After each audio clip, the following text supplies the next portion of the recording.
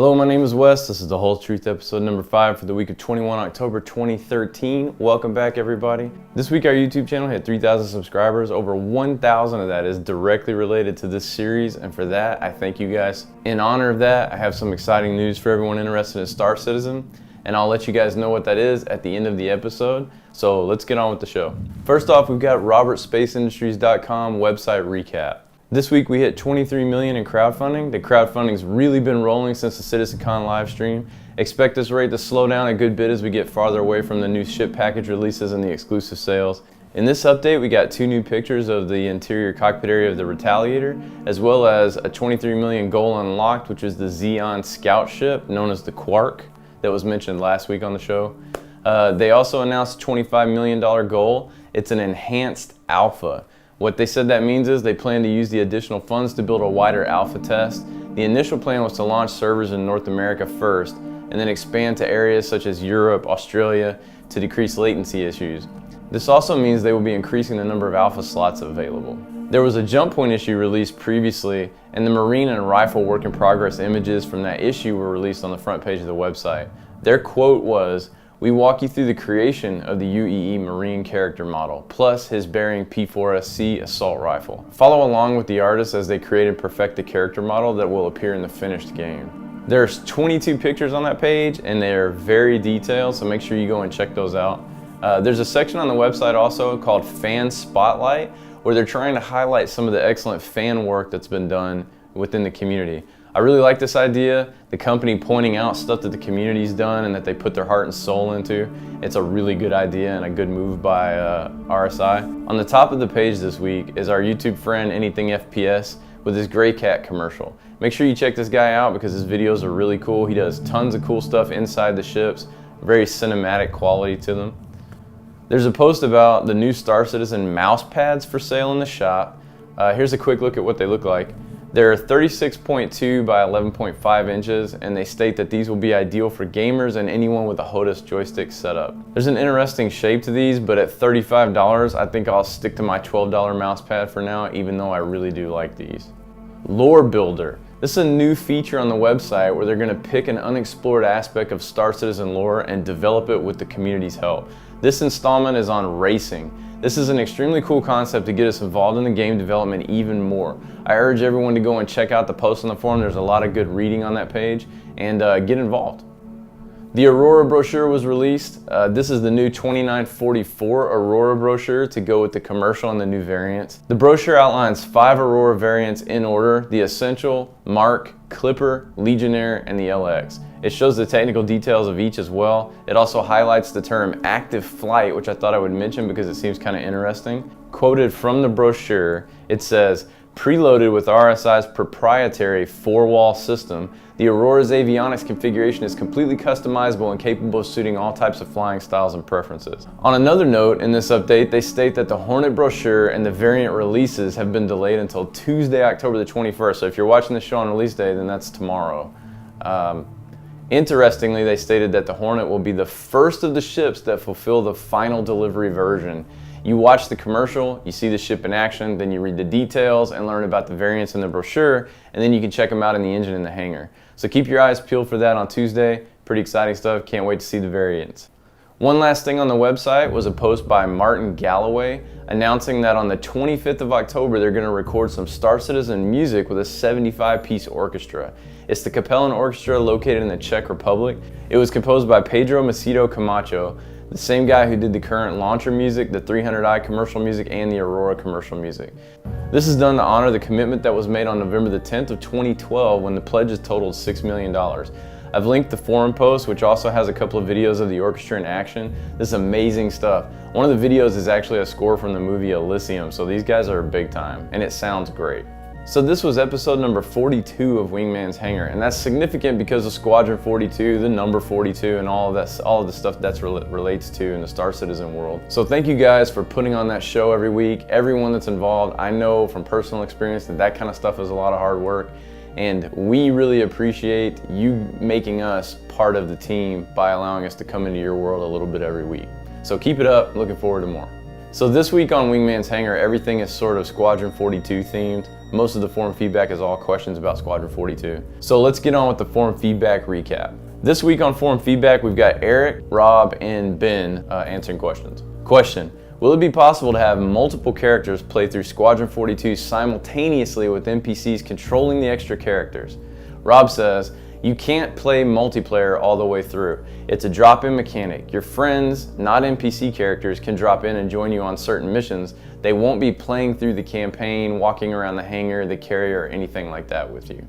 Question: can we advance in rank while playing Squadron 42? If so, does it affect our character in the persistent universe? Ben Lesnick says, yes, absolutely. The inspiration is the original Wing Commander.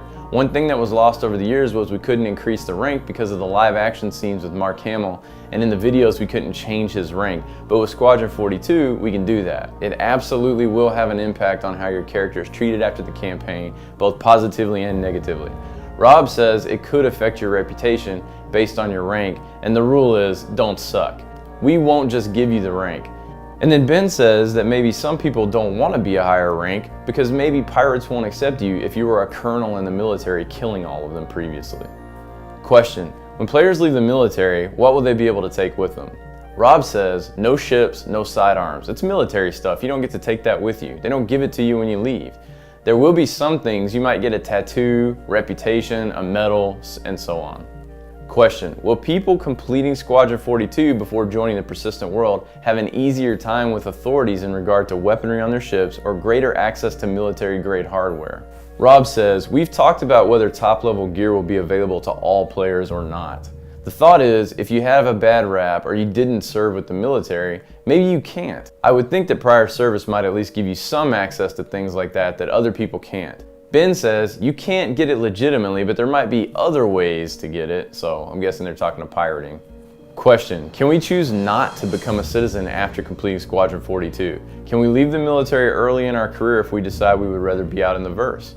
Ben says yes, you cannot accept the citizenship at the end. You have a choice, and if you're out there raiding ships, you're not going to keep your citizenship for long either. Question: in Squadron 42, is it possible to be discharged? Is there a losing path to the story? Both Ben and Rob say we're going to have a losing pathway for sure. Question: will Squadron 42 feature co-op mode? Will there be a counter-operative mode where other players can take the role of the enemy? The answer was no idea. The plan is to work on drop-in co-op stuff right now, and then maybe later on they could do something with that other stuff if there's time. Sounds like no to me.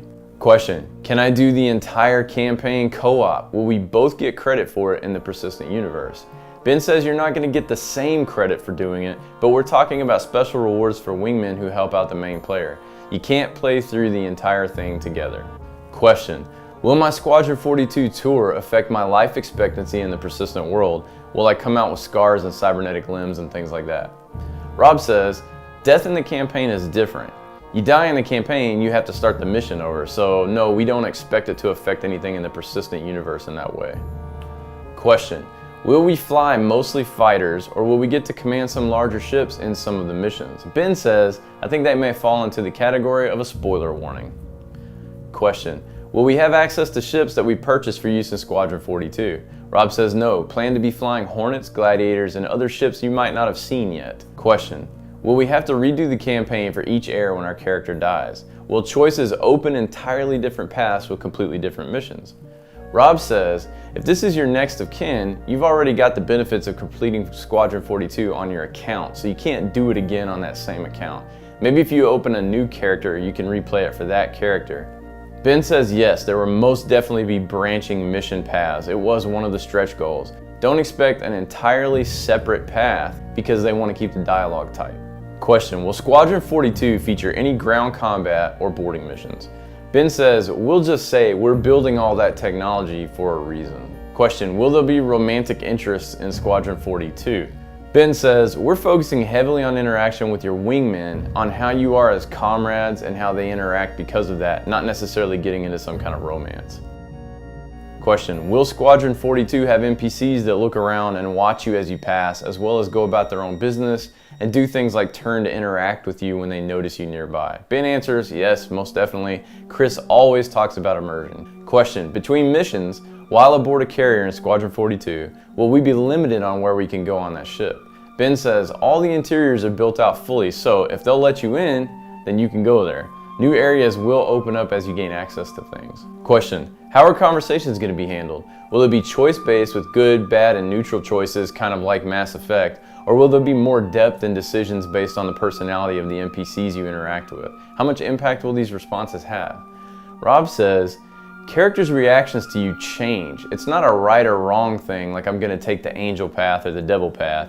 It's the do I think the same way as this person, and then their reactions to those things. It will affect how they react to you, and it will affect how they fly with you, and so on. Just as a little aside to that, all the questions about the interaction in the game, they really do hint at in their conversations that there's going to be a reputation system within the single player game that even affects how your wingmen interact with you in sort of a brotherhood or a camaraderie type of fashion, or not, depending on how you choose to talk to these people. So apparently there's going to be some really cool interaction with the NPCs in the single player campaign. That sounds pretty fun. Question, will there be an offline mode for the Hangar module and Squadron 42? Rob says, well, you have to be online for your hangar because you have to have access to your account. We'll probably give people some kind of offline mode for Squadron 42.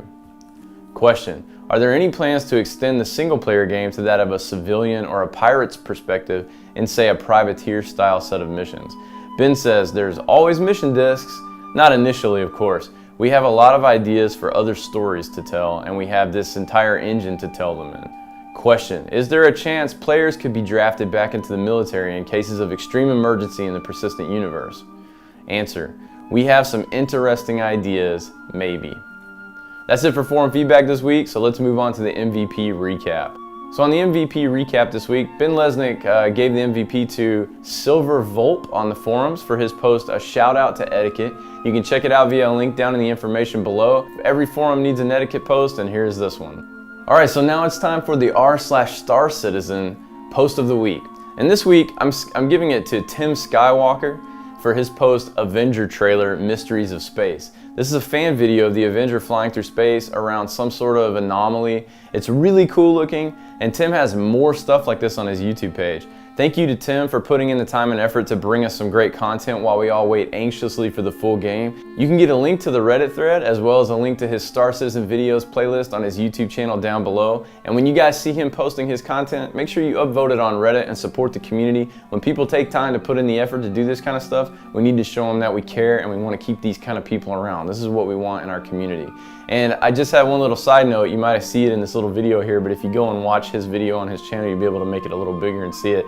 But sorry Tim, but I did notice that the stare is still attached to the Avenger, like we've seen in a lot of threads on Reddit in a couple of those shots, and it's kind of funny. And then also on Reddit, this was too cool to pass up mentioning this week. It's a thread about how to access the Ilum level in the game. This gives you access to a version of space, and some of the ships can be flown here. I'll leave it up to you to read up on it and figure out how, but I've linked you to the Reddit post that has detailed instructions. Go check it out. You can get in your ship and you can fly it around. So I like doing community giveaways on my Twitch channel, and we've been doing that for a year straight now. We give away Steam games every single day on the channel. We've given away over 1,000 games, and that does not count the games that my viewers also give away constantly in the channel. At some point, about 80% of that became community funded. People donate games for me to give away. They also donate money for me to buy games to give away. They all know that I don't keep a dime of it for myself or the channel or even equipment. I use it all to purchase things and give back to the community. My motto is that you get what you put into it when it comes to community, and that's what I'm trying to do here with the Star Citizen community as well. So having said that, because of the 1,000 new subscribers in the past 3-4 weeks, I'm really excited to do a giveaway on YouTube. I've never done one like this before. And in the spirit of giving and fostering community growth, I'd like to welcome all of our new YouTube subscribers that came here for Star Citizen. And we're going to do a giveaway for an RSI Aurora LN package with lifetime insurance. This is the full package with all the goodies in it. There's a link below the stream where you can go over to our website to sign up and enter. If you win and you already own Star Citizen, my suggestion to you and my plea to you would be to go and recruit a friend. If you've already got your own ships, I would suggest that if you do win, you recruit a friend. Let's get more people into this community, and a friend of someone that's already a backer is a good person to recruit. So thanks again everyone for making this stuff possible and making this worthwhile for me to do. And we'll see you guys again next Monday on The Whole Truth.